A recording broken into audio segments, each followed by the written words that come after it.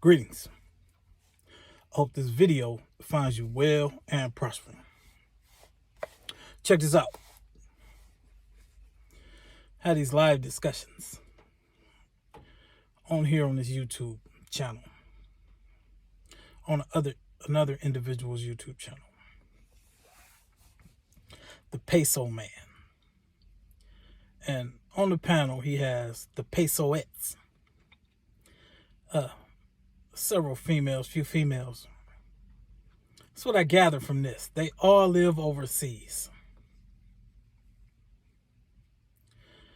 But these are the men and women who are the spokespersons for the copper-colored people. Look, listen, I'm tired of this label black, so I'm going to refer to us as the CCPs, copper-colored people. These people don't have credentials. They don't have the credentials to be discussing issues at all. They don't live in the United States. They overseas somewhere, wherever it may be, which I'm not against that.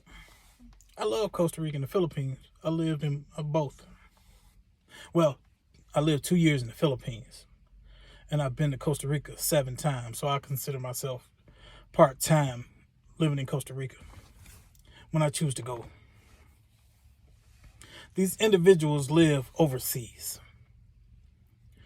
They reach back on these videos and these live chats, trying to talk about what's going on amongst the copper-colored people, and they're ignorant. Listen, nothing wrong with being ignorant. I'm ignorant to a lot of things. The thing is, you have to know that you're ignorant. Then you can better yourself. So these individuals are ignorant. And here's this one thing I've noticed about a lot of people, expats or whatever, that live overseas. They move overseas and they become very idle. They become very idle because they weren't very active in the United States. So they weren't very active in the United States, so they move overseas, and then they become very idle because now they're in a new country having to start over. And you go to a new country and start over, you just like ground zero. These people are idle.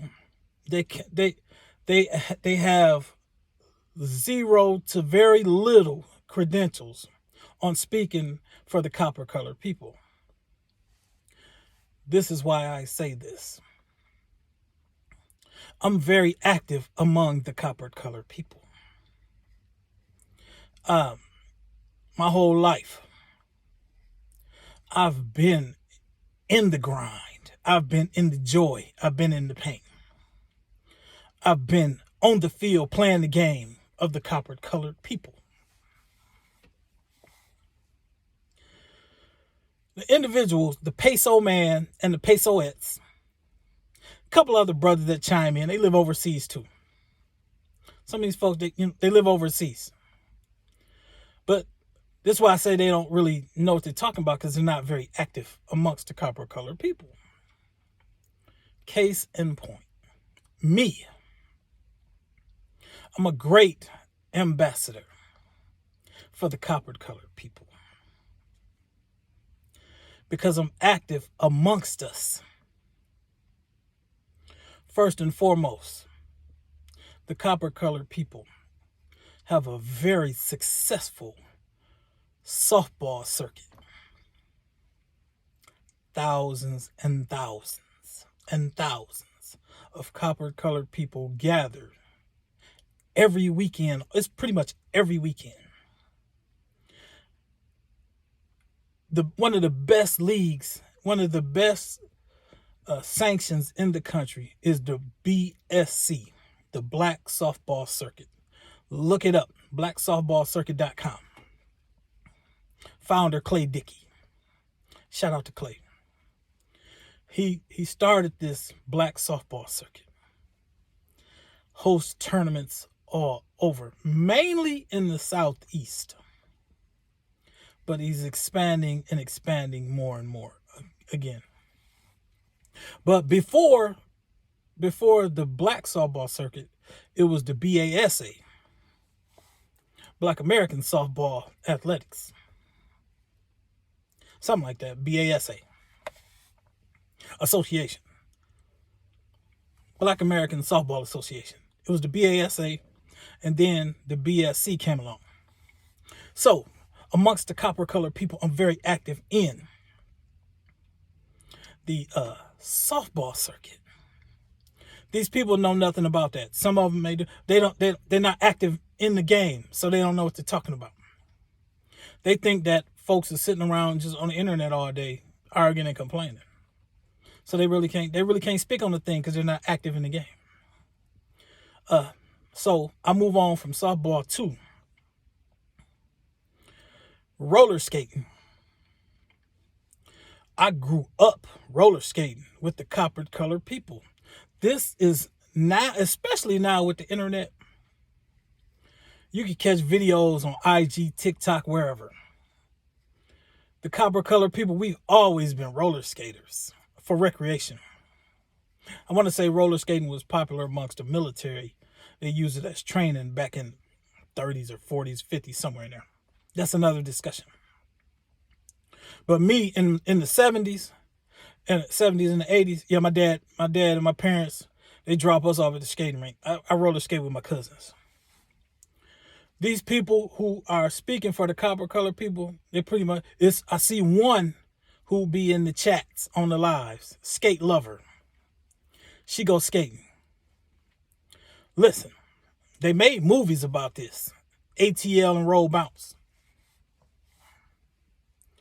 Listen, on the scene, the copper colored people travel from city to city with skate jams.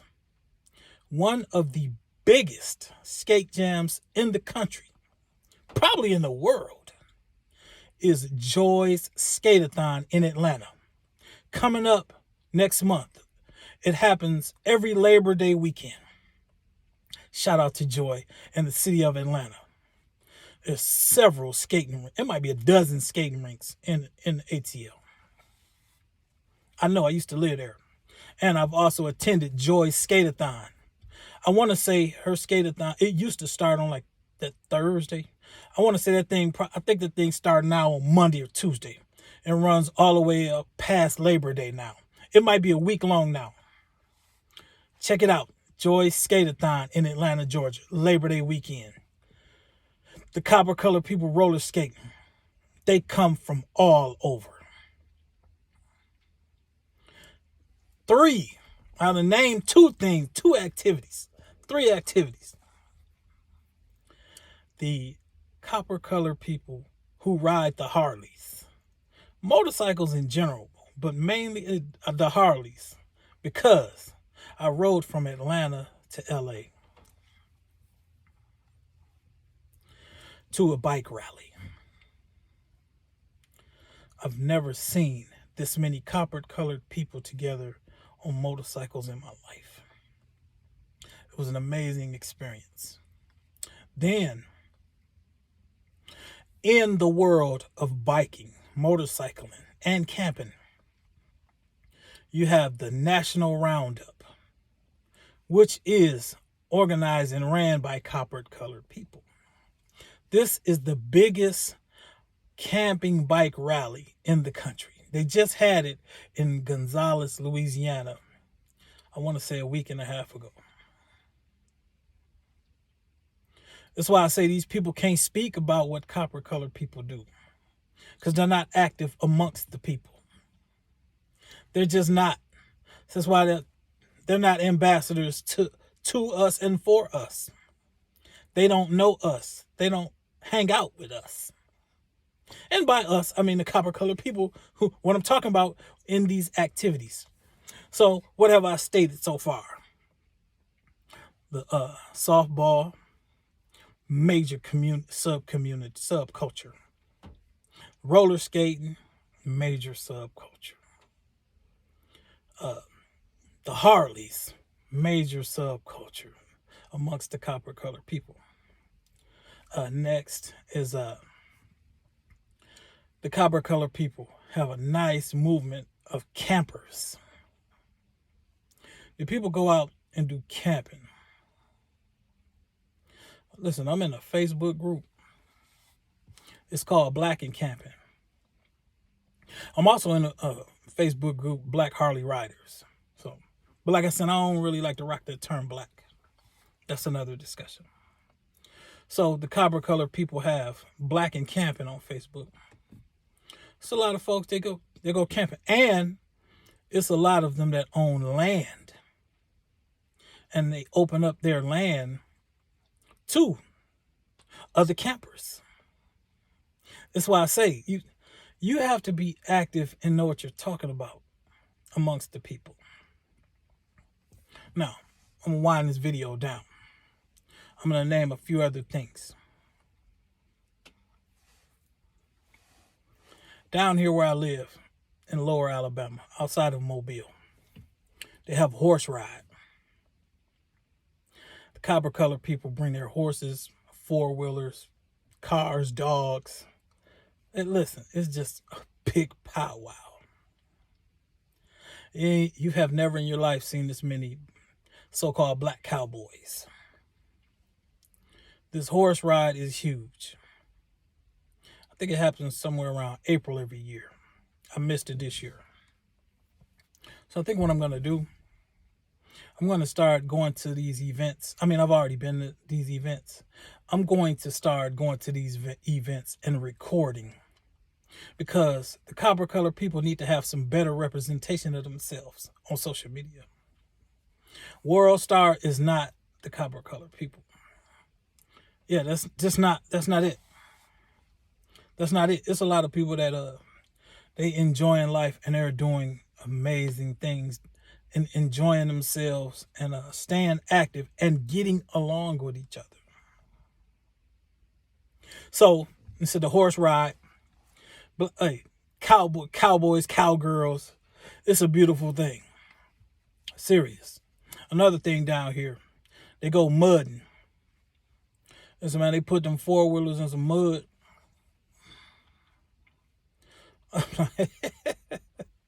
Yeah, they go 4 feet deep in the water, playing in the mud.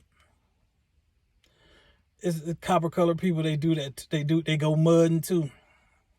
They be back off in the woods somewhere, having a ball, enjoying themselves. That's why I say these posers that live overseas and come on social media trying to speak for the Copper Color people, but they're not active among the people. Clearly, I'm active among the people, and I know what I'm talking about. But aside from all of that, I grew up in Milwaukee, Wisconsin, on the north side, in the hood, amongst the people. I traveled with my parents from Milwaukee to Mobile, usually annually, because my grandparents, aunties, and uncles was down here, outside of Mobile.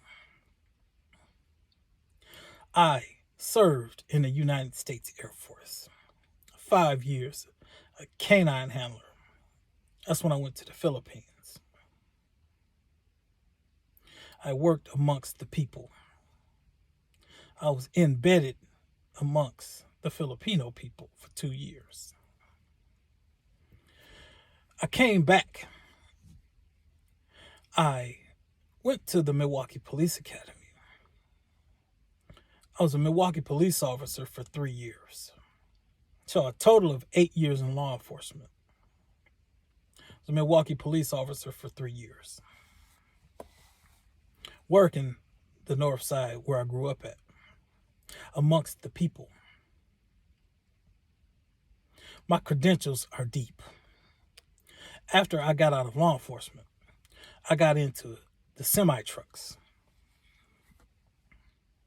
where I spent 23 years driving semi-truck. Most of that was being owner-operator. I'm well traveled.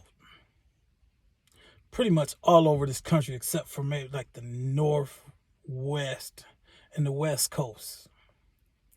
But in the northeast, I was not trying to be driving no truck up there in the northeast.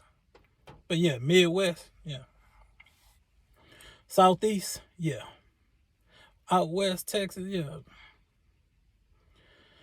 I'm well traveled. I've been in a whole lot of cities. I've delivered and picked up in all type of places. I've been amongst the people. I've seen a few things. I've talked to a lot of people. After my 23 years of truck driving, I retired from that. In November, be 6 years of me doing Uber.